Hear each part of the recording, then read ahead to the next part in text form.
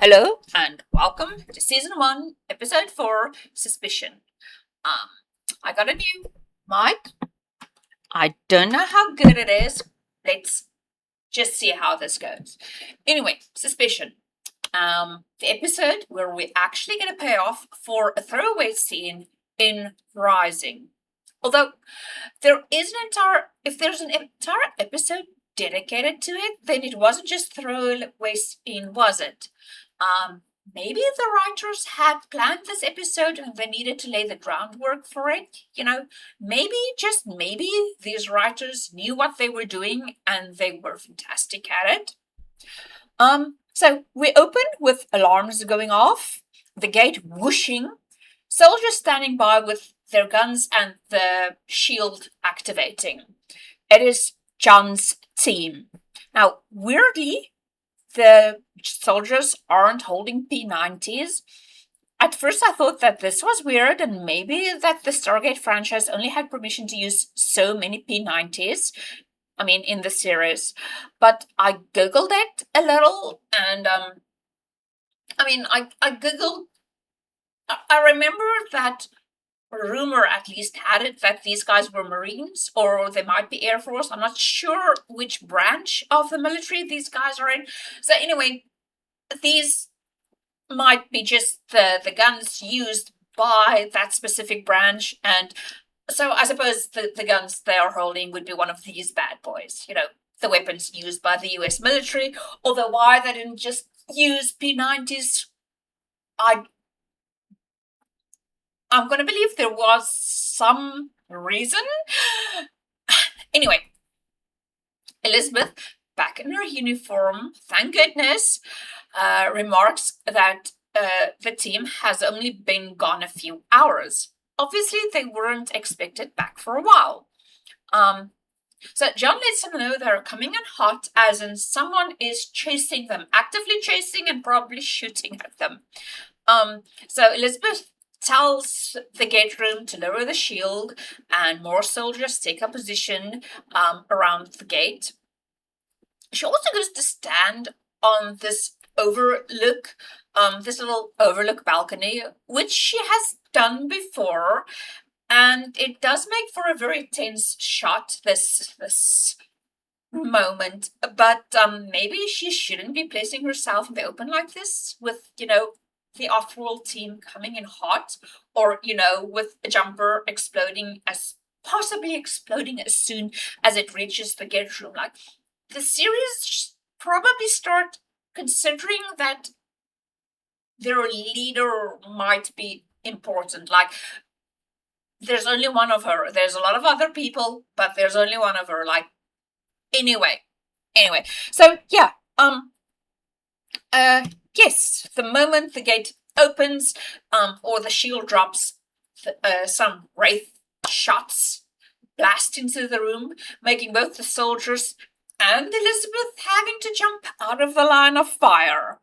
And the entire team does make it through, although why they turn around and just look at the gate, I don't know. They don't duck for cover, and yeah, so it comes as no surprise that Rodney takes a wraith stun blast to the face. You should have hit the deck, guys. Like, I'm sure your drill sergeant, which at least Ford and John would have had screamed at you for standing around like dumbasses. Look, okay, so I think this might be a director's mistake, or something not thought through by either the writers or the directors, but I don't think this retracts from the story. And I'm also not trying to diss on the story or even the directing when I do things like this. Right at the beginning of this channel, I said I've watched this so often that I know it by heart, and because I've watched it so often, I have lots of thoughts to share. Yes, mostly I hope to encourage people to love this series as much as I do, but this was still a group project with many people working on it, and sometimes things happened and Rodney got to stun her to the face. As John and Ford and Taylor try to see if Rodney is okay, you can hear Elizabeth call for a medical team to the gate room, which is another one of these tiny moments which makes the entire thing flow. And anyway, we cut to Rodney waking in the infirmary, and he's drooling. And I just keep thinking that David Hewlett, the actor, had at this point just gone in whole hog with this character. Like, it's not very graceful to lie there drooling, and yet there is it's good for him. Anyway, we learn that his body experienced a complete overload of the nervous and motor system, and now he's paralyzed and can't talk. And while Rodney obviously is freaking out about having taking a wraith stunner to the face, Carson is just babbling on, so excited about how these stunners work. Like, this is great, guys. Like, Carson is so enchanted by what has happened, he can't help but tell everyone about it. And, telling us too what happened without making it look like an exposition dump. And yes, it is kind of important for us to know how the wraith stunners work. If you remember in SG1, they have the Zat Nikitals, the Zat guns, and they have this very unfortunate thing that one shot stuns, or no, one shot stuns or makes you pass out because it hurts a lot. The second one kills, and the third one makes you disintegrate. Although apparently you can recover. I don't know the time frame for that. The Zat gun is a very plot device. The Wraith stunners are a bit less complicated, but also then better thought through. Like, it zaps you, it makes you paralyzed. Anyway, So Carson telling us is just good information to have. And at least at this point, Rodney's trying to freak out, but he can't move, he can't talk. But Carson does take the time to tell Rodney he'll be fine in a short while. It's only temporary. And yeah, I get the feeling Carson is a much better medical researcher than general practitioner. I mean, just look how smug he is after telling Rodney it's a good thing the weapons were made to incapacitate only, or Rodney would have been dead. Dude. But then again, if they had, after they've run away from the Wraith, they shouldn't have turned around and stand around like meerkats on a rock, looking back at the gate. I mean, next time, hit the deck. The SG1 team did that quite often. They would come in and just fall flat, and it always looked so painful. And I know it would have probably been Siler and the rest of the body doubles, but it looked so painful, them falling flat on that metal plate. So anyway, they should have done that. Get the extras to do that.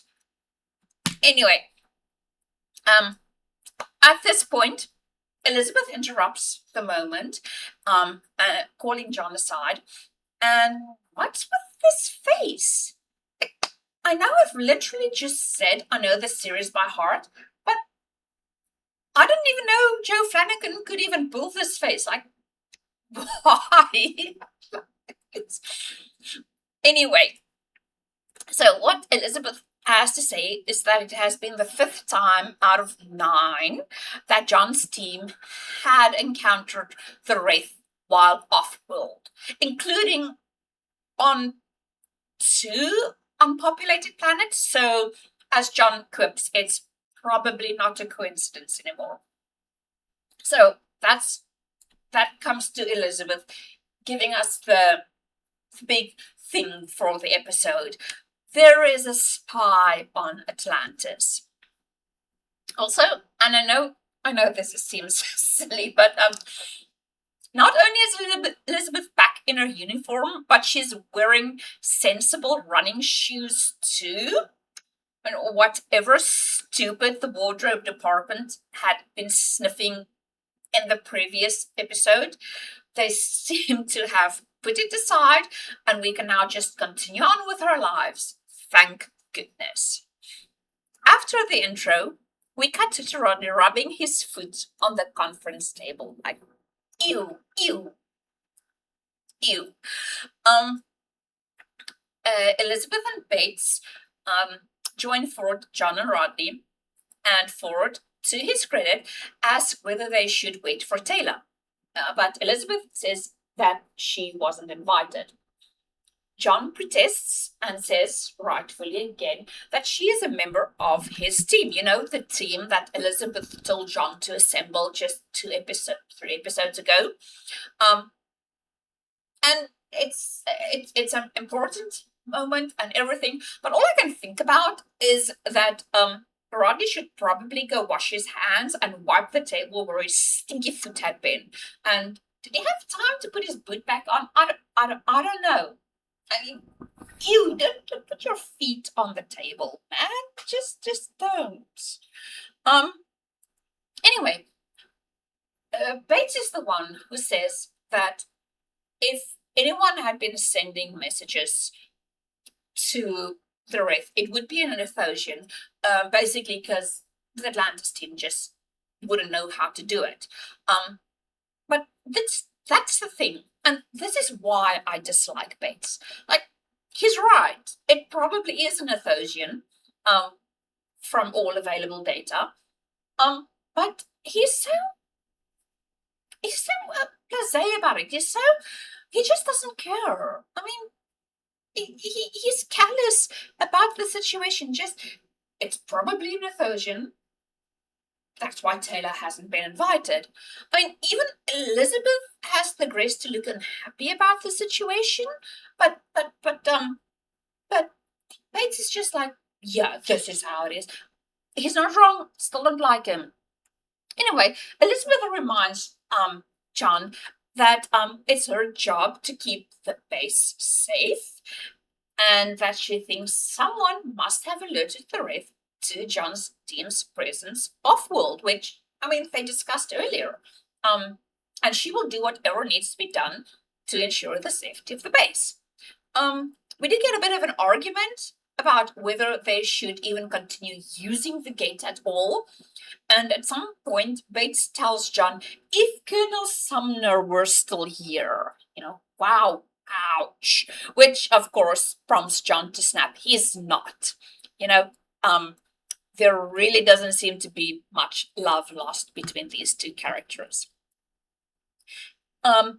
Elizabeth and Bates do have a point when they say that civilians should be kept out of key spots of Atlantis, such as the gate room and the ZPM room, the Nakoda generator rooms. And she also says she wants to start interviewing the Athosians. It's been 3 months, and she hardly knows more than like a dozen of them. And I like that we get a bit of a time frame for how long they have been here, but I'd also like to remind you that Elizabeth had mentioned getting to know the Athosians way back in hide and seek. Obviously, she hadn't gotten to it yet, and I guess now's the time to remedy the situation. However, while all of this is going on, gate travel will be suspended until all of this is figured out. And we cut to Taylor entering the gate room, and she is stopped by this guy, a guy whom I didn't pay much attention to the first few times I watched this. I mean, he's just an extra, right? One with a very North American accent, but hey, it's a North American series after all. Anyway, Taylor tells him she's on her way to see Dr. Weir, and he tells her the areas off limits. It's at this point, probably around like the third watch of the series, I noticed his patch. That, guys, is the South African flag. The guy wearing the patch, however, this guy is not South African. I mean, at least he's carrying a P90. And no, I don't know why the guns bother me so much. I mean, gun etiquette, yeah, but why? I don't know why I get annoyed that they're not all carrying P90s. I feel like that's just the simple thing. Like, let all of them carry the same gun. You can switch out the props. You need like only 5 at any given time. Anyway, back to the non-South African. Now, I've been waiting for this episode just so I can do this, so indulge me. If you don't want to indulge me, this is the time to turn it off.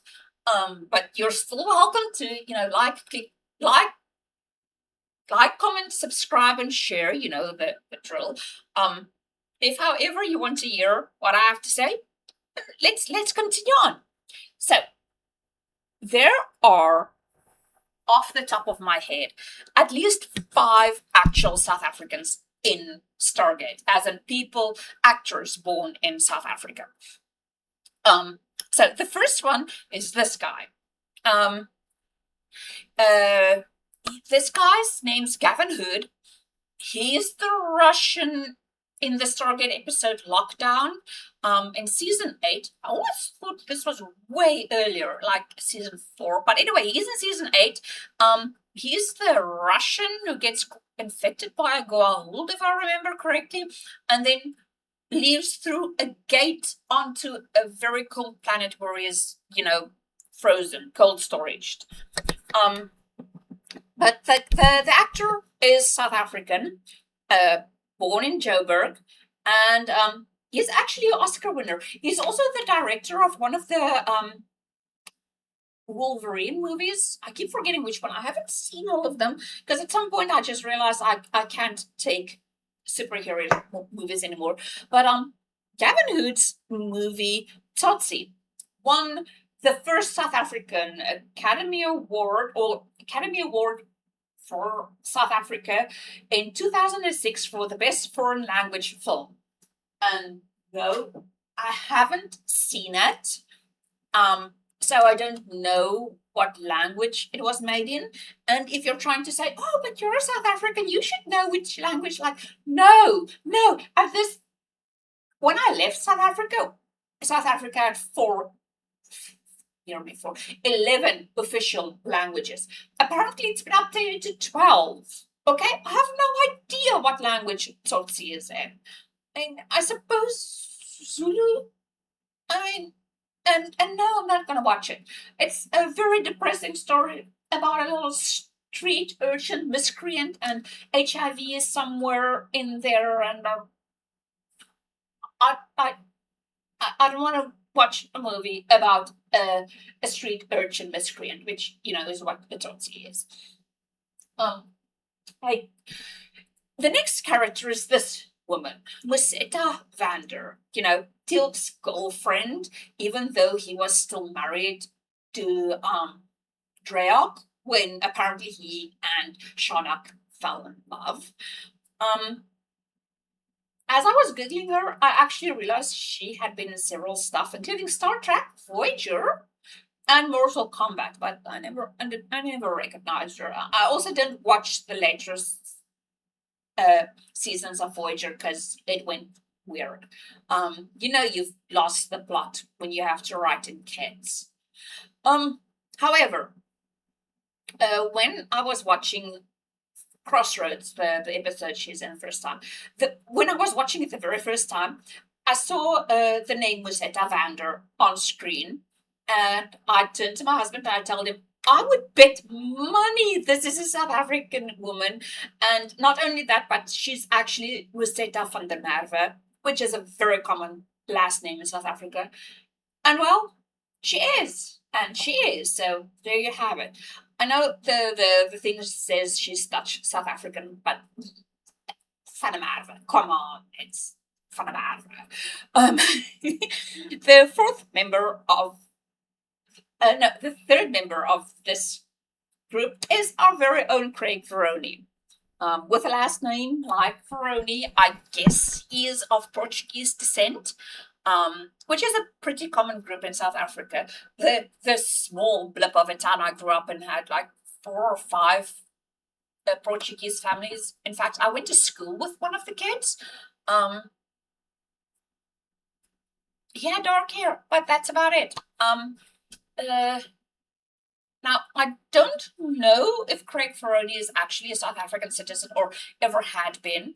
Um, it says he was born in South Africa and that he and his family moved to Canada when he was 8. Um, but unlike Canada and America and several other countries, you aren't considered South African if you are born in the country. You are born the nationality of your parents. So if his parents had just bounced in South Africa from Portugal or wherever, it might be that he doesn't have or ever had South African citizenship, but still he spent the first 8 years of his life probably in Cape Town. I feel like he has a slightly Cape Townian accent. Anyway, still worth a mention. Actually, actually had been in South Africa. Now, the fourth member is of this list is Suan Braun. Hathor from SG1. Um, as far as I can tell, a lot of the male fans really like her, probably because she's the goddess of fertility, inebriation, and sex, drugs, and rock and roll. Music. Fertility, inebriation, and music. She also lives in Canada now, but I actually remember her from before Stargate. I didn't realize this at first, but I remember her from a series called Twiddings, Towers, and her character was named Flame, and she had this beautiful mop of red curly hair. I thought she was absolutely beautiful.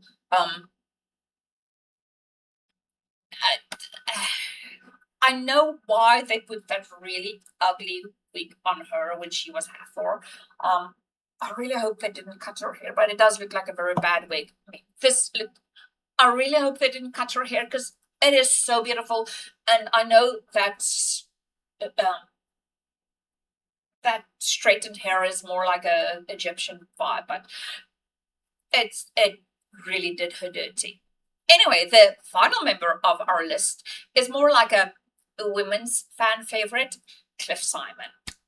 Yes, the charming and terrifying Ball is South African. Googling him, he was apparently in Egoli, a long-running and very popular South African soap opera. But I'm one of the few South Africans who have ever seen an episode, so there's that. But yes, the utterly sexy and charming Ball was South African. He died a few years back. So those are actual South Africans. None of them actually playing a South African, just so you know. This guy, however, is not South African. Not with that very American accent. So, looking into him, I had to go to the Stargate Wikipedia page, and so this guy is an American from Detroit, Michigan, named Andre Benjamin, and I wouldn't be surprised if he's never set foot in Africa. Anyway, I sometimes feel like Stargate just grabbed the nearest black actor and slapped an African flag on his shoulder, which I think is probably what they did. He might have been given a choice, like, what country do you want to be from? But I mean, it's still, guy's never been to Africa, and yeah, I know I'm taking a lot of time with this, but this is something that I've been thinking about for a while now. So, as someone who does spend some time online, I'm aware that the world is going off its rocker with social justice, including especially around racism. And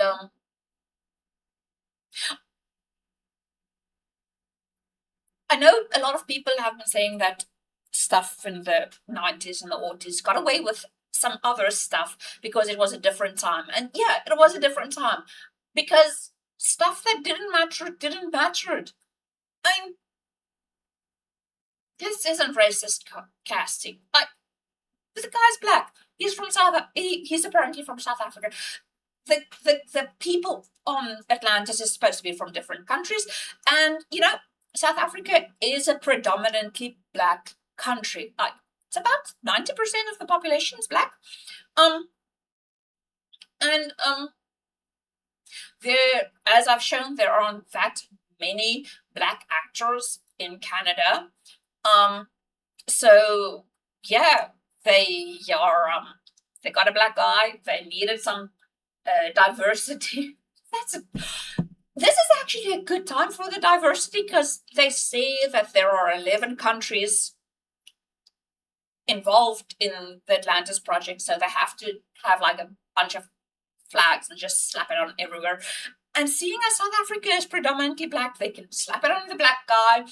The only part that I'm also, actually the only part that really gets my goat is apparently neither the actor nor any of the directors thought that he should try with even a vaguely African accent. Like they're just like, nope, you go with whatever your accent is. So there's this guy now walking around, sounding like he has chef stamped on his rear, and he thinks that putting hot dog sausages in a gas grill is a barbecue.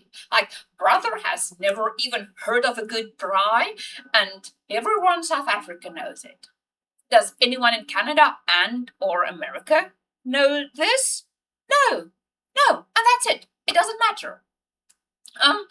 This wasn't made for Africans. Like, even among the more sci-fi crowd in South Africa, Stargate isn't the most popular. Like, it's very niche in South Africa. Probably more so in the rest of Africa. So this was made for North Americans. And unlike popular common belief at this point in time, the United States and Canada don't owe Africa any Africanness or anything around that. I mean, did you as North Americans enjoy this episode?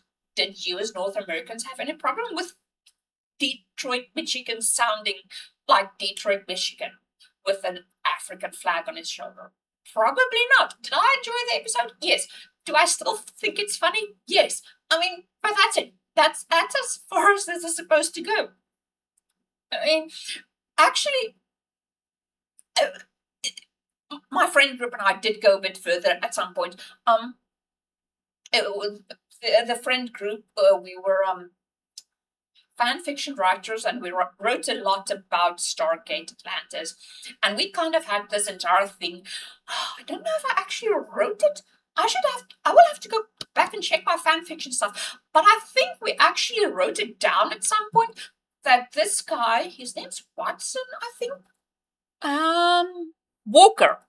That Walker is a South African. He was born in South Africa, but his family lived in America for a while, and he went to live there with them, and he came back to South Africa, and that's how he got the accent. But yeah, he's actually South African. I think we made him be from Gauteng because that's just the highest population of people. And that's it. That's it. I mean, I don't know why people think it's wrong for North America to make movies and series with North Americans. Unless you're making a story about, I don't know. You obviously Hollywood didn't have a problem with putting all the black American actors they had in Black Panther. Like, no one in Africa believes that Angela Bassett is from Africa. Like, she doesn't look African. I know she's black, but she doesn't look African anymore.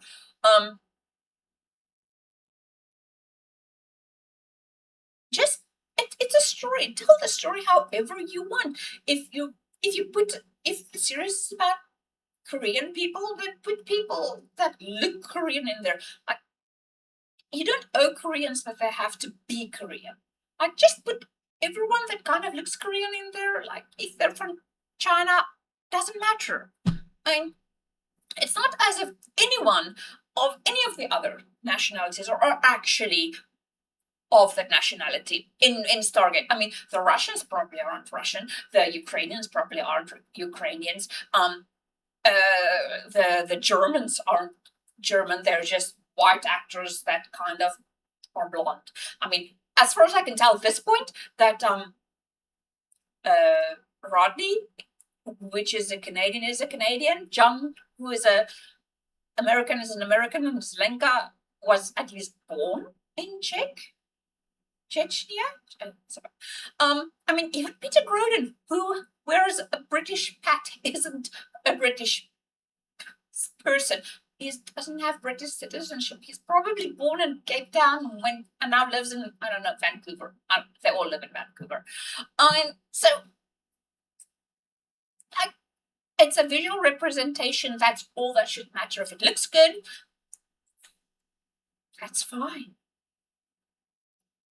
Okay, so I don't really know if there's a point to all of this, except that I think all these things that you should be of the race you represent, or the small, itty bitty group you are representing, you should be of, is utter nonsense. It's stupid.